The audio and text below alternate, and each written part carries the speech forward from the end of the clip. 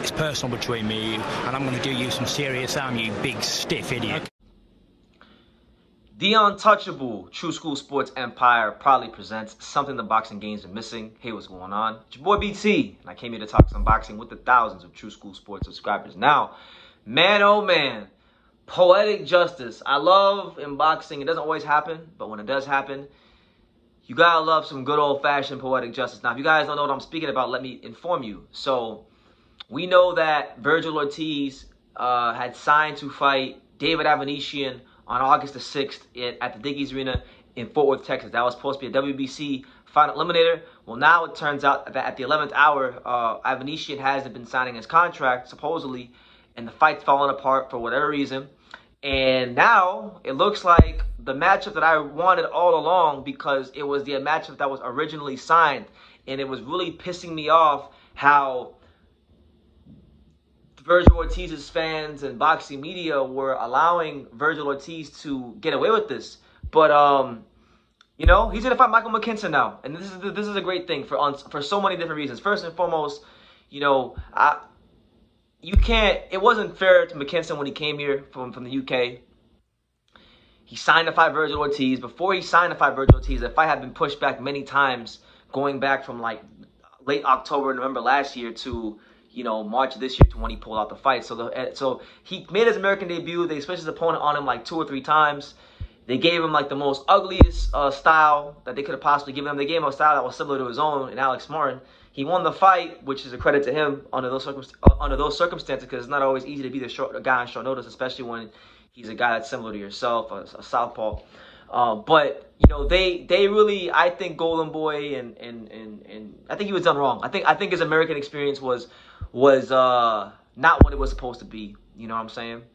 And I know a lot of people were trying to justify Vergil not fighting him by saying, well, he's boring, and they just assume Vergil would knock him out. Now, look, Vergil should beat Michael McKinson. He's on paper the more talented fighter. He punches harder, but fights are not won on paper. Fights are won in the ring.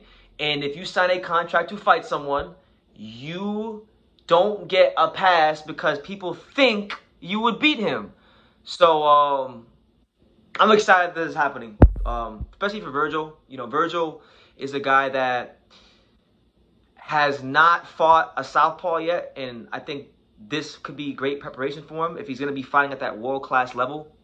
If he wants to fight the Ennises and the Crawfords and the Spencers or whoever, you know, all the top guys are either southpaws or switch hitters, so he's going to have to get accustomed to that in the pro ranks. So that's number one. Number two, this will be his first undefeated opponent. He's also a young guy like him, so that adds some intrigue to the fight. And then third of all, you know, I just think stylistically for Vergil's development, this is a better fight for him than David Avanesyan. David Avanesyan is who he is. Yes, it'll be more entertaining.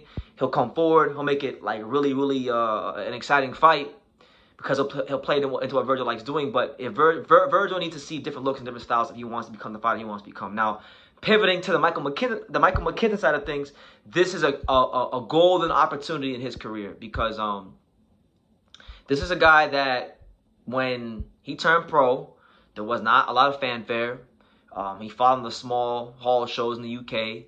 He had a regular job at one point, you know, like many boxers do when they're on the come up. He didn't have the crazy amateur background. He didn't have the crazy Olympic background or gold medal, or he didn't get the red carpet treatment. He had to earn everything he's got in the pros to this point, and just the fact that he's even at this point in itself, it's a testament to his character as a man and as a fighter. You know, like when Michael McKinson fought Chris Congo. For my American viewers who don't know who Chris Congo is, let me put you on game.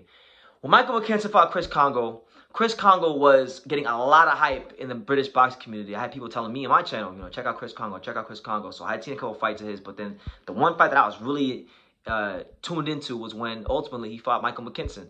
Now, mind you, I was like everybody else. When I saw Michael McKinson's record that he only had like 2 knockouts and was it 19 fights when they had fought, I was like, wow, Chris Congo's gonna knock the shit out this dude. And when the fight started, I found out otherwise. And I saw a guy who was a southpaw and was awkward and was deceptively strong and had some, you know, ugliness to his style, but he was able to make it effective for him. And he easily beat Chris Congo, and Chris Congo ain't really been seen or heard from much since. So that's probably a decent signature win in McKinson's career at this point. You know, he's beaten some other guys like solid guys like Ruanowski and decent guys at the European, British, top European and top British level. But now it's his chance, and you know, look, every fighter deserves a chance. Every fighter deserves a chance to prove what they can do, and you know, I think this is great for him. I think it's great for Vergil, and I'm just happy that it's happening because it was really leaving a sour taste in my mouth that this guy who has scratched and clawed and fought for everything he's gotten in his career so far had to, you know, kind of get passed over just because they wanted to make a quote-unquote more entertaining fight. So, you know, good. I'm happy. You know, credit to Vergil and his team, Rick Milligan and Golden Boy Promotions for doing the right thing. I know it wasn't their first option, which kind of still leaves a sour taste in my mouth, but I'm happy that at least just prevails. And honestly, look, this is good. This is good all the way around the board because now the Avanesyan, for whatever reason, isn't going to fight Vergil. Now it still keeps the possibility alive of maybe Avanesyan fighting the guy that he should be fighting, which I know is saying the guy he should be fighting. It's through no fault of his own, but Conor Benn, man, Conor Benn is the fight that really should be happening. You know, you got Avanesyan, who's an established, tried and true European champion, taking on one of the top fighters in Britain as far as welterweights are concerned, and Conor Benn. You know, that's a fight that should be happening. But Eddie Hearn and Conor Benn have continuously showed time and time again that they don't want that fight for whatever reason. You know, Conor Benn's trying to, he's over here sounding like Canelo, talking about this guy's a broke boy, that guy's a broke boy, they just want payday and all this stuff. And he's a prospect. He's not even like Canelo Alvarez level, like, as far as like his stature in the sport. So it's been really a shame what's happened with that. But yeah, it at least keeps that option alive. If not him, then there's still Florian Marku. There's Esau, what's the guy's name? Esau, I can't remember his last name, but the dude Esau, who's ranked. Got him. There's options out there for David Avanesyan, even if he's not going the Vergil Ortiz route. So make of that what you will, but August the 6th, I might find myself on Texas for this one because Michael McKinson is a friend of the channel.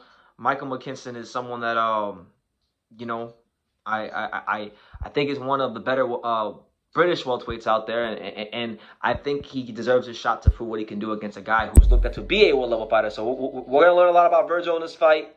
I think we'll also learn a lot about Michael McKinson as well, and it'll give us the one thing that when I watch boxing that I always ask for: clarity as to who is who in the landscape of said weight classes. So make of that what you will. Let me know what you guys think. Michael McKinson versus Vergil Ortiz back on after Avanesyan fight falls apart. So leave your comments down below. Make sure you guys take the time to subscribe. And like I say in every single one of these videos, you can love me or you can hate me. But I'm just a kid from Daniel. So until next time, take care, guys. Thank you for watching another video on True School Sports, the home of boxing. If you made it this far, do me a favor and do yourself a damn favor. Hit that subscribe button and surely you will not be disappointed. You know, True School Sports bringing you the latest and greatest, the untouchable, you know, boxing content, interviews, news videos, breakdowns, live fight reaction extravaganza. We've got a great community of people here, boxing fans all over the world, from America to the UK to Australia, and on and on and on. So join the empire today. Hit that subscribe button. Take care and God.